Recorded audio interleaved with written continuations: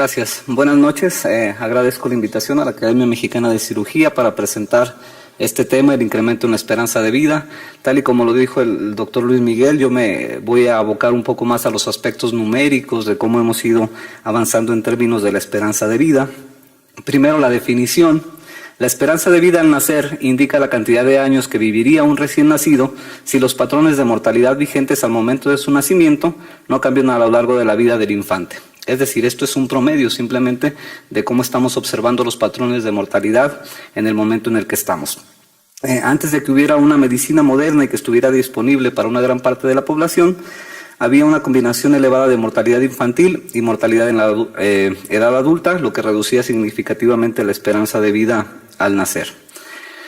El doctor Luis Miguel lo mencionó, siempre hemos tenido población envejecida, población mayor de 60 años o más, o adultos mayores como lo llamamos ahora, y como ejemplo traigo estos reyes de Inglaterra y de Gran Bretaña, y como vemos, por ejemplo, Guillermo I, que vivió de 1027 a 1087, alcanzó los 60 años, Matilde I a los 64, si nos vamos a los años 1500, 1600, la reina Elizabeth I llegó hasta los 70 años, Jorge III en los 1700, 1800 llegó hasta los 82, lo mismo que la reina Victoria I, y Elizabeth II, que actualmente está viva, tiene 87 años.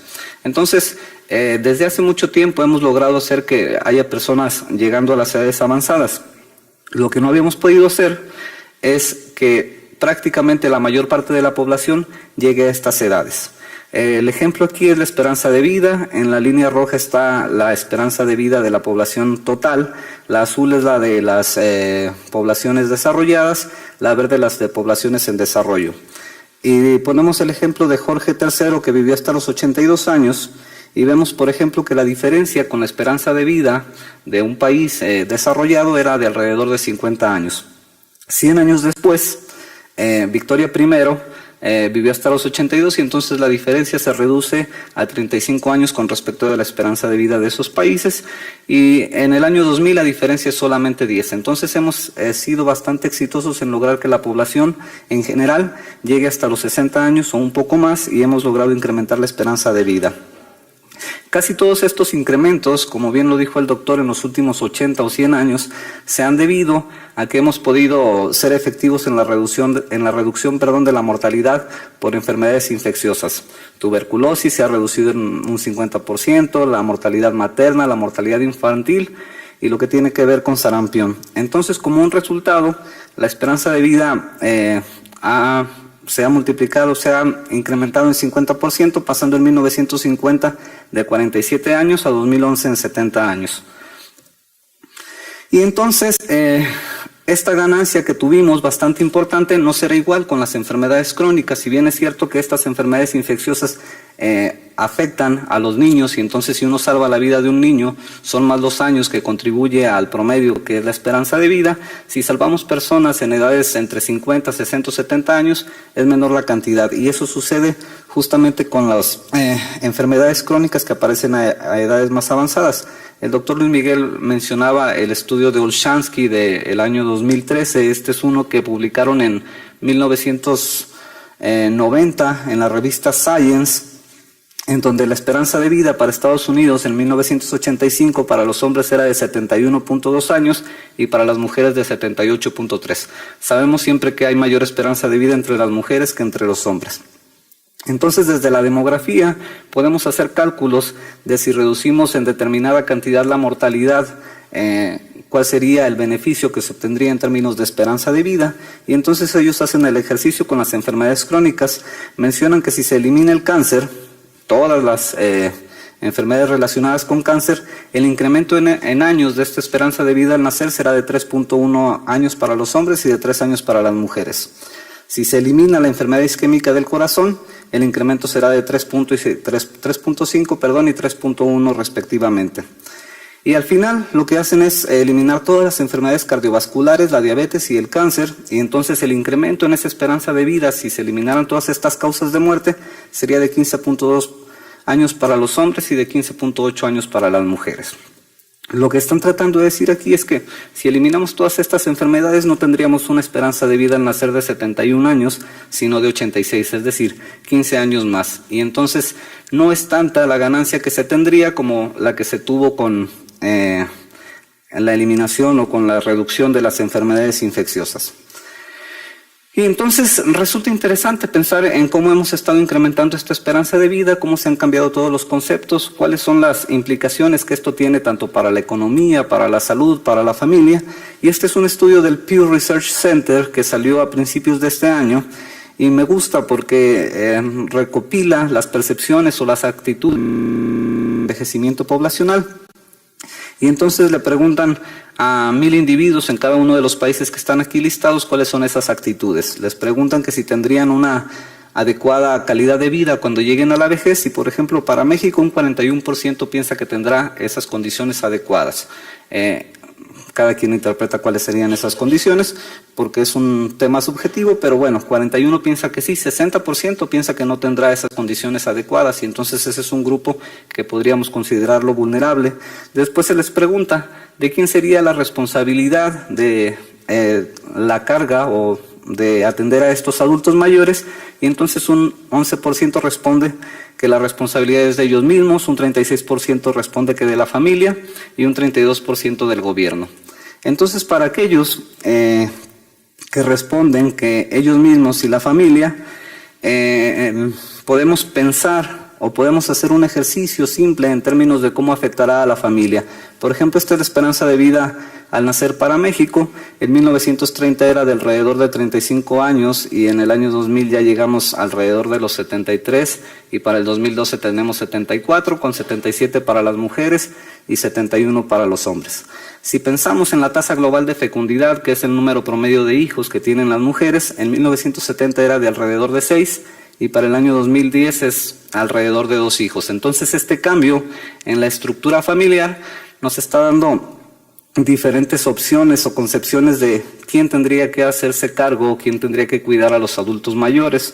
Uno supondría que si tengo 6 hijos, cuando menos 1 o 2 o la probabilidad de que alguno de ellos me cuide será un poco más alta que si solamente tengo 2 hijos y quizás ninguno de ellos me cuide. Y esto resulta bastante interesante cuando pensamos en los actuales adultos mayores, tuvieron más o menos un perfil homogéneo en términos de su estado civil, casi todos se casaron una vez, algunos enviudaron y se volvieron a casar, pero por lo general no había esos divorcios que ahora estamos viendo y que de alguna manera van a impactar en hacer un poco más la relación de cuidados en las futuras poblaciones de adultos mayores. Lo que tenemos aquí es la relación de divorcios por matrimonios de 1980 al año 2012 y si vemos, por ejemplo, en 1980 había 4.4 divorcios por cada 100 matrimonios y después de 1993 ahí hay un pico entre 1990 y 1992 que seguramente tiene que ver con una misespecificación, con una no especificación correcta de los datos, pero es una pendiente hacia arriba. Tenemos 17 divorcios por cada 100 matrimonios y ahora hay como distintas combinaciones en términos de familia. Se casan, se separan, tienen hijos con una primera esposa, tienen hijos con una segunda esposa, entonces los hijos no viven con el papá, sino que viven con la mamá y entonces, ¿quién cuidará de quién? Cuidaré a mi mamá, cuidaré a mi papá, cuidaré a mi padrastro, cuidaré a mi madrastra, está viviendo por más años, no sé, los perfiles de salud también están cambiando, supondremos que en un futuro los adultos mayores tendrán mejores condiciones de salud, serán un poco más capaces en términos de funcionalidad y entonces no habrá que cuidarlos por tanto tiempo. Pero bueno, todos estos elementos agregan complejidad y aquí solamente estamos viendo uno que tiene que ver con familia, que tiene que ver con matrimonio, con divorcios y cómo las relaciones están cambiando. No son las mismas que tienen los actuales adultos mayores que tienen entre 75 hasta 90 años, en donde es un poco más sencillo tratar de analizar su situación. Estas son las curvas de sobrevivencia. El doctor hace rato presentaba una para nivel mundial, esta es para México. Y por ejemplo, si ven, en 1950, 52 personas de cada 100 que nacían en 1950 tenían una probabilidad de llegar a los 60 años. Entonces, eran poco, realmente la mitad. Si uno piensa en términos de esperanza de vida, Si es una esperanza de vida de 25 años, solamente 10 de los que nacen en ese año tienen probabilidades, bueno, llegarán a la edad de 60 años y más. Ahora, en el 2000, que la esperanza de vida era alrededor de 72 años, 91 de cada 100 que nacieron en el 2000 se espera que lleguen a vivir a los 60 años y más. Entonces, los cambios son bastantes y si estamos incrementando esperanza de vida, estamos agregando años después de los 60, entonces todas las condiciones están cambiando. Realmente estamos en un momento en el que debemos ser bastante audaces para tratar de responder a todas las preguntas que el envejecimiento nos está planteando. Y entonces, si estamos haciendo que casi todos lleguen a las edades adultas, más allá de 60 años y prácticamente más allá de los 70, 75, un 90% de los que están naciendo ahora llegarán hasta allá, preguntémonos hasta dónde llegarán esos límites de la vida humana, conocido como longevidad. Y entonces, tal como lo mencionaba el doctor, Steve Ostad y Jay Olshansky hicieron una apuesta. Primero, antes que nada, quiero presentarles este caso de Jean Calment, que es la francesa que se ha documentado que ha vivido más años. En 1997, si mal no recuerdo, falleció a la edad de 122 años. Es la edad más longeva que se ha documentado para un humano. Y entonces ella nació en 1875, cuando la esperanza de vida era de alrededor de 40 años. Si alguien en esa época me hubiera dicho, o le hubiera dicho a alguno de los que estaban alrededor de ella que iba a vivir 122 años, probablemente le hubieran dicho, no, pues ¿cómo? Si casi todos vivimos hasta los 40, 50, no es posible que alguien llegue a vivir a los 122.